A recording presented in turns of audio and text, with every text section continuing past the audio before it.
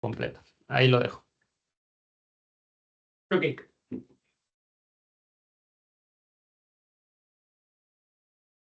Bien, entonces, delegada, usted hace toma lista de la asistencia, ¿no?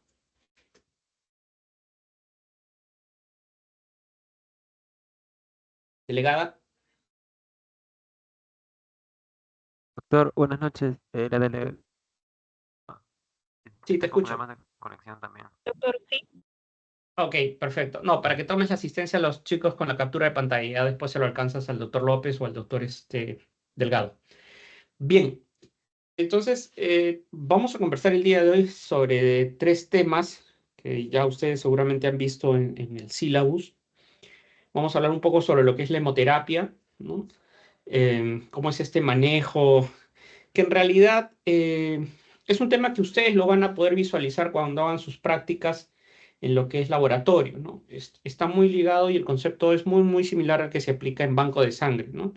Vamos a ver también un poco sobre el tema de la aromaterapia y el tema de la apiterapia, ¿no? Como sus prefijos o sus sufijos lo mencionan, ya ustedes saben que nos estamos refiriendo, pues en el caso de aromaterapia, a los aromas que pueden salir producto de las plantas, las raíces o las flores, ¿no? O las frutas. Y en el tema de la apiterapia, bueno, que tiene que ver pues con el manejo o el tratamiento que se da a través de las toxinas de las abejas, ¿no? Bien, entonces vamos al primer concepto. Como hemoterapia, podemos decir que es un tipo de tratamiento que va a consistir en la recolección de una cantidad predeterminada de sangre de una persona y luego se va a procesar, se va a analizar estas y van a ser transfundidas a otra persona, ¿no? Lo que se busca finalmente, igual que en todas las prácticas de medicina, es buscar ayudar a nuestros pacientes, ¿no? Y cuando hablamos del tema de autohemoterapia, nos estamos refiriendo a que la muestra de la sangre es retirada de una persona y luego es administrada a esa misma persona, ¿no? Vamos a ver ahora más adelante algunos de los conceptos. ¿A qué nos referimos cuando hablamos pues de autohemoterapia o autovacuna? En este caso consiste en retirar sangre de la vena, sangre venosa, ¿no? Para luego ser inyectada en el músculo del brazo o del glúteo de la misma persona. La teoría de esta práctica lo que dicen que es que a través de esta administración de la propia sangre del organismo se genera como una especie de vacunas que activan el sistema inmunológico, ¿no? Y de esta manera se busca pues que ataque aquellas enfermedades que derivan del mal funcionamiento, ¿no? Como ejemplo pueden ser las alergias, el acné, las artrosis, la artritis, ¿no? Entre otras. El tratamiento también nos dice que puede acompañar a las quimioterapias, ¿no? Porque el cuerpo, bueno, se puede debilitar por completo al no ser un procedimiento selectivo eh, de células, ¿no? ¿Qué diferencias podemos tener entre la autohemoterapia y la hemoterapia? La hemoterapia normalmente lo utilizamos para el tratamiento, por ejemplo, del cáncer, trastornos sanguíneos como la hemofilia, entre otros, donde hay pérdida de los componentes sanguíneos, ¿no? Entonces requieren que sean transfundidas o colocadas unidades de sangre, ¿no? De cierta cantidad a una persona, ¿no?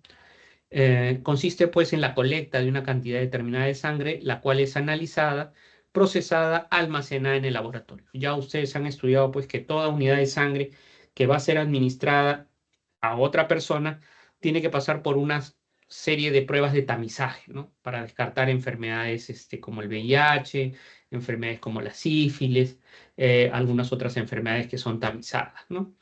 Componentes de la sangre, puede ser la sangre total, ¿no? El plasma o las plaquetas, ¿no? También puede utilizarse para producir factores de coagulación o inmunoglobulinas, que son proteínas que actúan como defensa del organismo. Y ya cuando hablamos de autohemoterapia, aquí la sangre se obtiene y se regresa mediante la aplicación en el músculo de la persona, ya sea en los glúteos o el deltoides, ¿no? Generando pues una respuesta de rechazo y favoreciendo la respuesta inmune del organismo. Esa es la base de este tratamiento cuando es autohemoterapia es que al volverte a inyectar la sangre, tu cuerpo reaccione e identifique que hay algo mal en esa sangre, ¿no? Y genera una respuesta inmunológica y de esa manera ayuda al organismo pues a combatir las dolencias que puedan tener. El objetivo pues es combatir enfermedades a partir de la activación del sistema inmune para estimular su respuesta. La sangre también podría ser tratada por medio de radiación ultravioleta o ozono antes de volverse a inyectar. Hay algunas teorías que hablan sobre ello, ¿no? ¿Y para qué sirve este tratamiento de la hemoterapia? Básicamente para personas que han sufrido accidentes y perdieron gran cantidad de sangre durante y después de las cirugías. Estamos hablando de la hemoterapia, ¿no? Cuando nos pueden colocar varias unidades de sangre, ¿no? Para personas también que sufren enfermedades relacionadas como puede ser leucemia, anemia, púrpura. La autohemoterapia, por ejemplo, también puede servir como tratamiento alternativo para diversas enfermedades como la fibromialgia, bronquitis, artritis reumatoide, eczema, gota. Y podría añadirse pues a la sangre también el ozono o algunas plantas medicinales para obtener algún mayor alivio de los síntomas. ¿Por qué la autohemoterapia puede funcionar? El efecto benéfico se dice que está asociado a la respuesta inmune de rechazo del organismo cuando la sangre es inyectada en el músculo, ¿no? Por ende, va a estimular el sistema inmunológico, ¿no? Lo que se dice es que cuando la sangre es inyectada nuevamente en el cuerpo, el organismo va a comenzar a atacar esta sangre que contiene restos o trazas de los antígenos de la enfermedad que nos está afectando. Y de esta manera, pues, puede haber un mayor favorecimiento del sistema inmunológico. ¿En qué consiste el método? Se va a extraer, ¿no?, la sangre de la vena para luego ser inyectada en el músculo del brazo o del glúteo, ¿no? Puede utilizarse de 2 a 10 mililitros de manera eficaz. El método se basa en que no se necesitan insumos muy sofisticados ni costosos, basta con una jeringa, agujas, ¿no? Y agujas de repuesto, una banda elástica para hacer la presión en el brazo y retirar la sangre, ¿no? Algodón y alcohol. Hay que tener siempre el tema de la bioseguridad, manipular con higiene, ¿no? Podría ser la única contraindicación del tratamiento, por lo que debe ser precavido en ese sentido, ¿no? Hay que tener los cuidados del caso al momento de la extracción. ¿Cómo se aplica? Se extrae la sangre, esta debe ser inyectada en forma inmediata, ¿no? Sin agregar ni mezclar ningún otro tipo de producto. Considerar pues que el brazo soporta máximo 5 mililitros, mientras que el glúteo puede soportar hasta 10 mililitros, ¿no? Por lo tanto, si nosotros extrajimos unos 10 mililitros, se puede escoger entre vacunar 5 mililitros en cada brazo o los 10 mililitros en el glúteo, ¿no? La autohemoterapia debe ser considerada como un tratamiento que debe ser llevado a cabo de manera constante, ¿no? Esto es una aplicación cada 7 días, ¿no? Como si aplicáramos vacunas. Y el sistema inmunológico pues está conformado por una serie de células, entre ellas se destacan pues los macrófagos. La función de ellos es pues comerse, ¿no?, los cuerpos extraños que produzcan algún tipo de deterioro inmunológico, ¿no? Se dice que con esta técnica se eleva la tasa de los macrófagos desde un 5% que están en su estado basal hasta un 22% en un pico que se obtiene a las 8 horas de haber sido inoculada esta sangre, ¿no?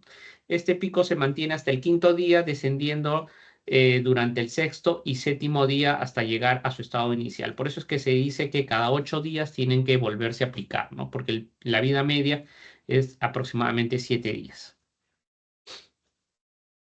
La clasificación, podemos clasificarlas en dos: la gran autohemoterapia, que consiste en extraer 100 a 200 mililitros de sangre de un paciente y se mezcla con ozono para luego introducirlo vía venosa gota a gota, y la pequeña autohemoterapia, que se extrae de la vena de 5 a 10 mililitros de sangre para luego inyectarlo directamente en el músculo o solo o ya sea mezclado con ozono. ¿Qué riesgos pueden haber? En realidad la hemoterapia no representa ningún riesgo para la salud del donante ni el receptor. Sin embargo, hay que tener algunas prácticas. Hay que ver que el donante sea compatible, ¿no?, con el receptor, ¿no?, para evitar eventos adversos o incompatibilidades sanguíneas. Los riesgos también de la autohemoterapia están relacionados con la falta de información sobre el procedimiento, principalmente en relación a las indicaciones, las contraindicaciones, las dosis o los efectos secundarios que pueden tener. ¿Qué indicaciones tienen? Bueno, en realidad son variadas, ¿no? Puede ser para enfermedades crónicas degenerativas, alergias, artritis, diabetes, enfermedad inflamatoria intestinal, síndrome nefrótico, síndrome de Meniere, vitiligo, el asma, enfermedades hematológicas, neurológicas, psiquiátricas, adicciones, síndrome de agotamiento, enfermedades ginecológicas o algunas otras, ¿no? ¿Qué contraindicaciones? En casos de psicosis, de epilepsias, embarazos, exacerbaciones de enfermedades mentales, formas activas de la TBC, infartos agudos de miocardio, arritmias en oncología, accidente cerebrovascular, complicaciones graves, insuficiencia cardíaca, cardiovascular y renal, ¿no? Y ahora vamos a conversar un poco sobre el tema de la aromaterapia. Esta es una rama particular de la fitoterapia. La aromaterapia va a consistir en la utilización médica, ¿no?, de los aceites esenciales, ¿no?, y de otros productos pues derivados de los vegetales, ¿no? Se van a utilizar aceites esenciales y otros productos derivados de vegetales a través de las vías tópicas e internas, ya puede ser oral, anal o vaginal, y también a través de las vías respiratorias, ¿no? Vamos a ver un poco la historia. El término de aromaterapia fue utilizado por primera vez por el químico francés René Maurice Gattefossé en 1935. Tradicionalmente se ha asociado de forma intuitiva el mal olor con la enfermedad, de manera que lo que se cree es que con la eficacia de los aromas, perfumes e incienso nos ayuda pues a prevenir la expansión y el contagio de las infecciones, ¿no? Los aceites esenciales o bases, que pudimos decir de diferentes plantas, han sido utilizados pues con fines terapéuticos desde hace muchos siglos, ¿no? Los chinos, los hindúes, los egipcios, griegos, romanos, los utilizaron ya sea en cosméticos, perfumes o también en medicamentos, ¿no? Hipócrates pues también usaba los saumerios fragantes para desembarazar a Atenas de la peste, ¿no? Los soldados romanos también se bañaban en aceites aromáticos y se masajeaban regularmente con la creencia que estos aceites los mantenían fuertes, ¿no? Y así se ha seguido utilizando la aromaterapia durante la Edad Media. Como dijimos, en 1920, René Maurice aplicó el aceite esencial de lavanda a una quemadura sobre su mano y después de sufrir un accidente en su laboratorio, ¿no? Tras ello, empezó a investigar la composición química de estos aceites esenciales. Y en 1928 acuñó el término aromaterapia para resumir el efecto curativo de los aceites esenciales.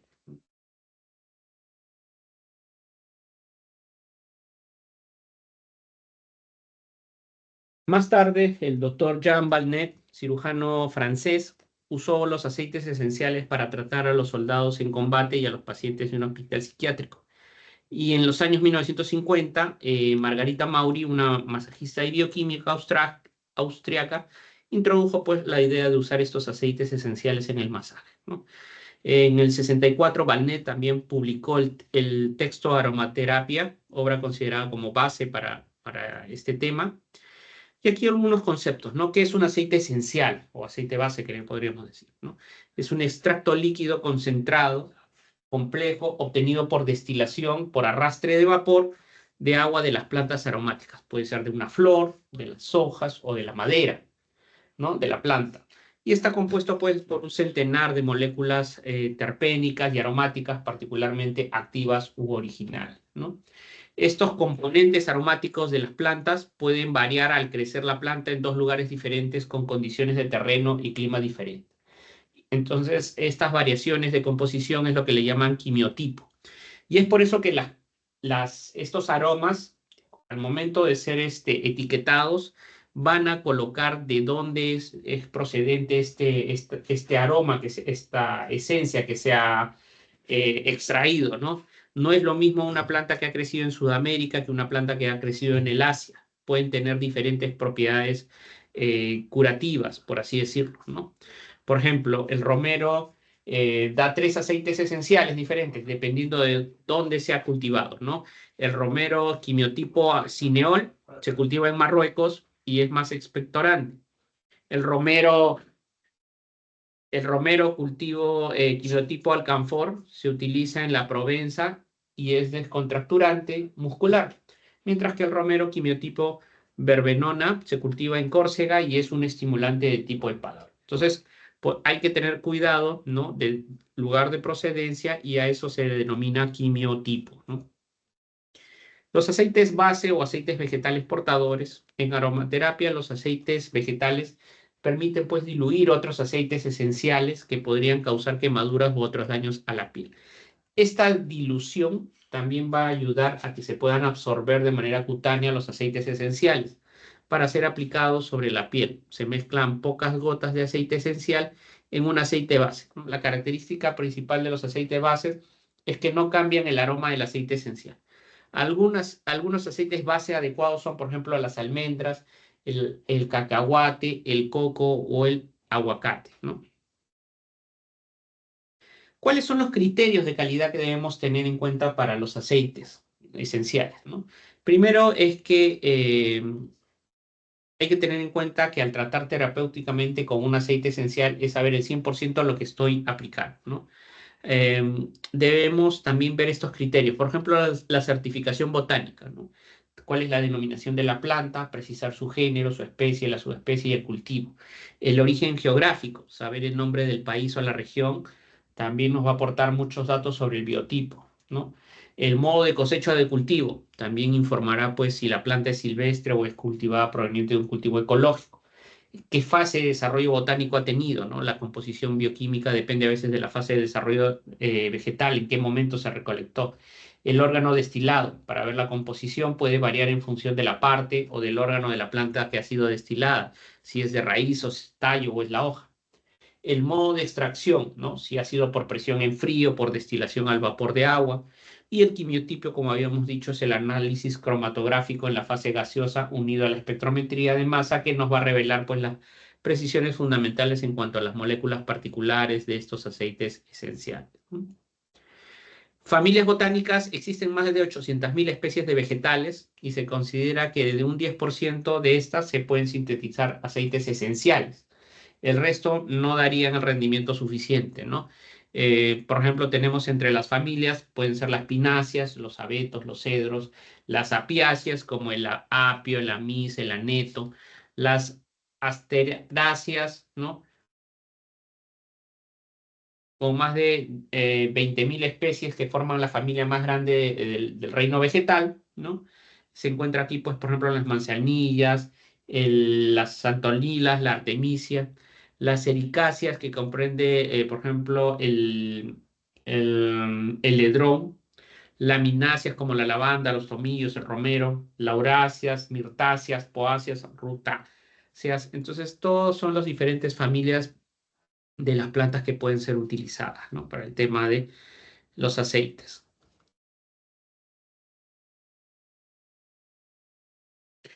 Técnicas de aromaterapia. Los aceites esenciales pues pueden usarse de varias maneras. Una de ellas es añadiéndoles una cantidad de agua caliente, y así el vapor del agua mezclado con la esencia se puede absorber a través de inhalación, ¿no? Otra manera es a través de la piel, utilizando una mezcla de aceites esenciales con aceites vehiculares de acuerdo a la necesidad, y estos penetran a través de la piel, ¿no? Las vías de administración, como les había mencionado, pueden ser la vía cutánea, la sublingual, la oral, la rectal, la olfativa, la vía vaginal. ¿Qué usos principales pueden tener los aceites? En el baño, en la higiene de dientes, compresas, inhalaciones, aerosoles, inhalaciones, vía interna, ¿no? Masajes. ¿Qué efectos tienen? Pueden ser efectos relajantes, ahí está toda una relación de plantas que nos ayudan para ello. Estimulantes, ¿no?, como la canela, el clavo, el eucalipto, el jengibre.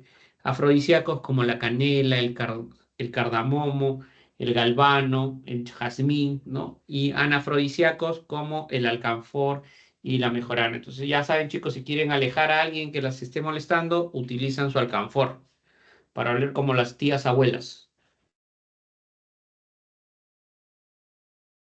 Aceites esenciales, ¿no? Ejemplo, tenemos el aceite de la albahaca, utilizado tradicionalmente para los dolores de cabeza, problemas respiratorios. El aceite de jazmín, que tiene un aroma dulce, agradable, y es usado también como relajante, afrodisíaco, como tonificante y para las torceduras, ¿no? El aceite de lavanda, que también es usado, se le atribuyen propiedades antisépticas, afrodisíacas, relajantes, cicatrizantes, antipiréticos.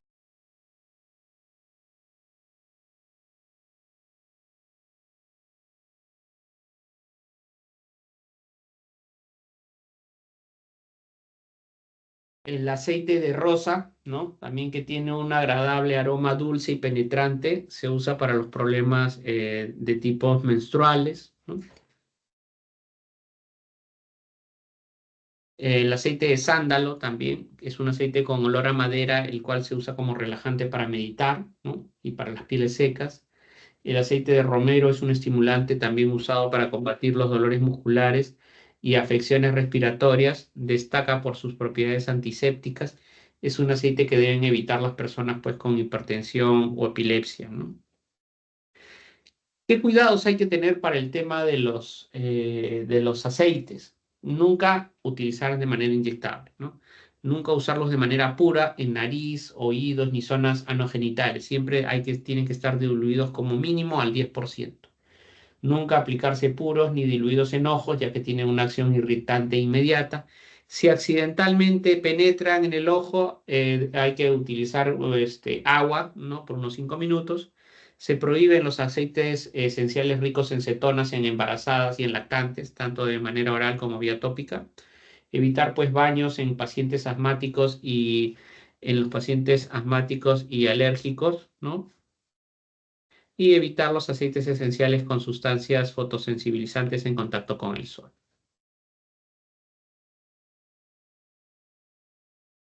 Eh, También se está prohibido el uso de aceites esenciales ricos en fenoles directamente sobre la piel, siempre tienen que ir diluidos.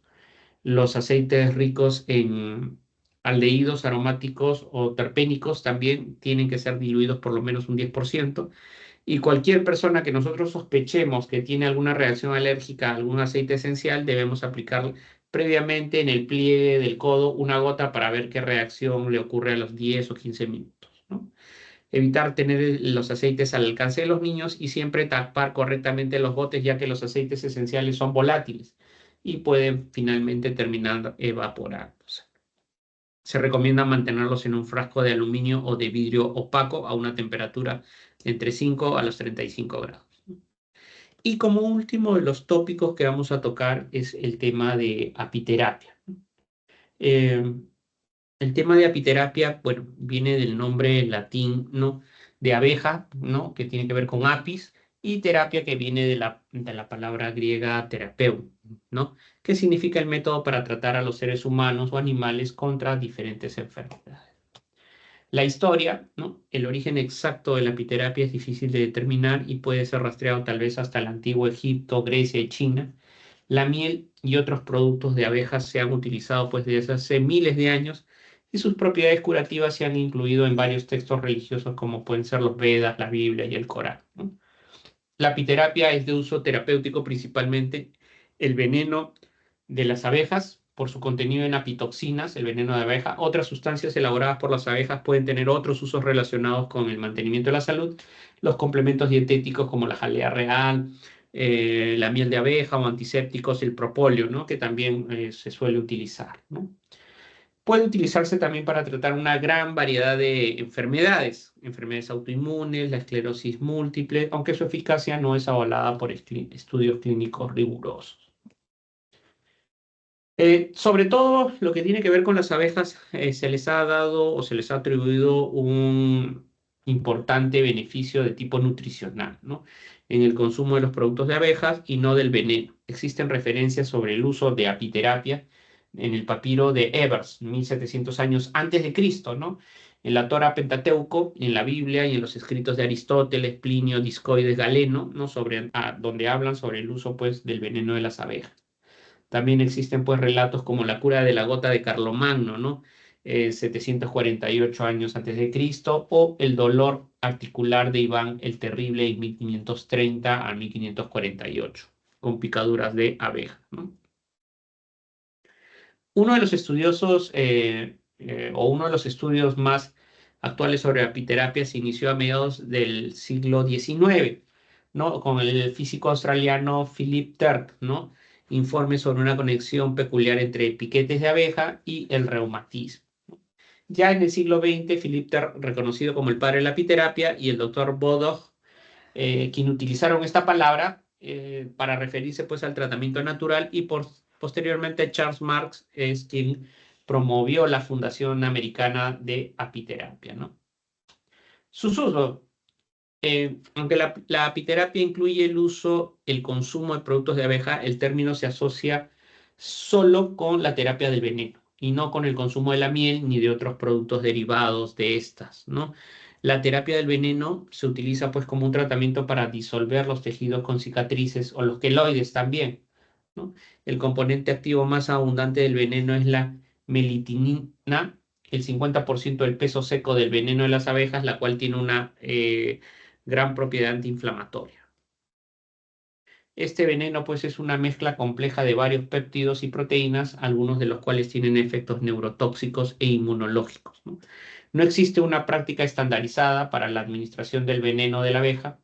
Algunos sustentan que la localización de la picada es importante, ya que para ellos el aguijón actúa como un tipo de acupuntura, en combinación pues con los efectos del veneno. Otros también señalan que la localización no es muy importante, ¿no?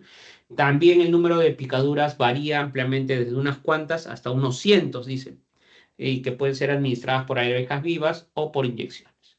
Recientemente también se ha logrado extraer el veneno de abejas en el laboratorio, lo cual hace que sea más segura pues la aplicación, ¿no? Mediante el control pues de la dosis, el sitio de aplicación y con un menor riesgo de infección, ¿no? ¿Qué efectos secundarios puede haber con la apiterapia? Dolor, sobre todo el dolor, inclusive también podría haber el tema de la muerte si la persona es alérgica pues al veneno de las abejas, ¿no? Lo cual puede producir un choque anafiláctico, ¿no? Por ello es que en los centros de apiterapia siempre se van a realizar pruebas de sensibilidad para minimizar este riesgo de las alergias. ¿Qué ventajas y beneficios hay? El control del dolor y la inflamación de las articulaciones, controla el avance degenerativo de la enfermedad, evita los efectos secundarios de medicamentos o los químicos, previene pues la pérdida progresiva del cartílago articular, nutre y desintoxica las articulaciones, incrementa el tiempo de vida útil del cartílago articular, revitaliza las articulaciones, devolviéndoles fuerza, elasticidad y movilidad, ¿no? Bueno, y estas son las referencias sobre el tema de aromaterapia, o sobre el tema de hemoterapia y apiterapia. No sé si hay alguna consulta hasta acá.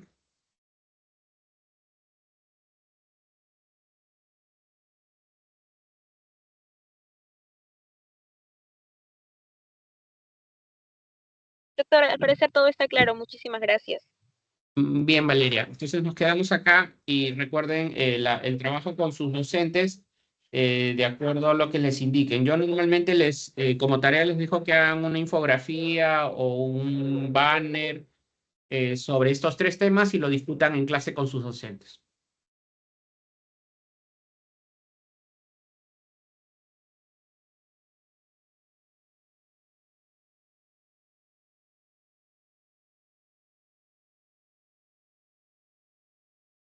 Ok, nos quedamos aquí. Hasta luego.